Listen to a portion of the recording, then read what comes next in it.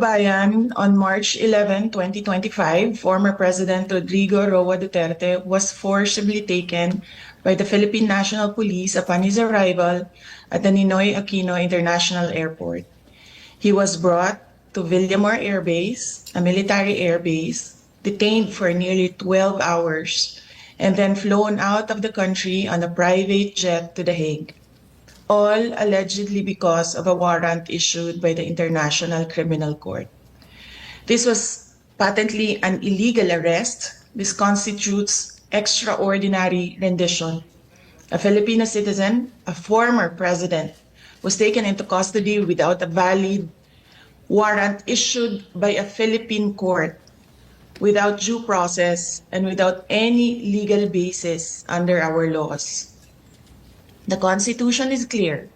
Section 2, Article 3 of our Constitution explicitly states, "The right of the people to be secure in their persons, houses, papers, and effects against unreasonable searches and seizures of whatever nature or for any purpose shall be inviolable, and no search warrant or warrant of arrest shall issue except upon probable cause to be determined personally by the judge after examination under oath or affirmation of the complainant and the witnesses he may produce, and particularly describing the place to be searched and the persons or things to be seized." This means that for an arrest to be lawful, it must be carried out pursuant to a warrant issued by a Filipino judge of a Philippine court. Nasaan po ang warrant of arrest na inisyu ng hukuman ng Pilipinas? Wala.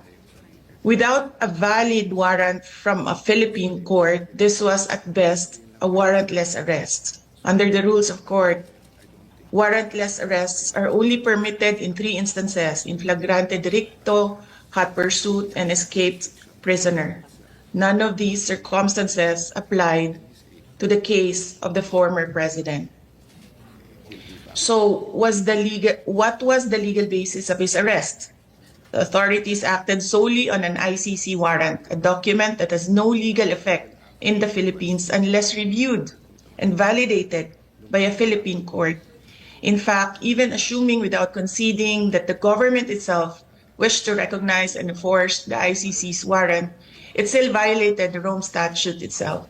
Even by ICC standards, the former president should have been brought before a Philippine judge to determine the validity of his arrest before he was handed over to a foreign court.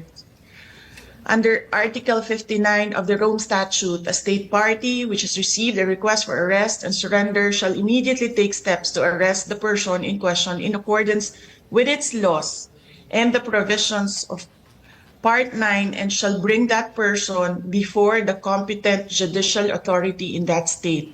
Yan ang sinasabi ko paulit-ulit nung nasa labas ako ng gate ng Villamor Air Base. And why was this not done? If they claim to abide by international law and standards, then why did they conveniently choose to ignore this provision? The fact remains that we are no longer a state party to the Rome Statute. We are no longer a member of the ICC. In fact, in a letter dated December 15, 2023, the President himself wrote to me,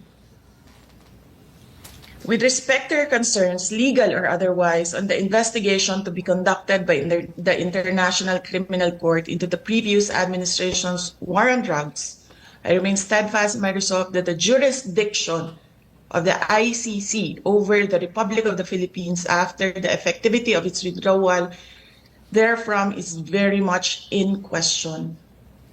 To this end, this government will not assist the ICC in any way, shape, or form.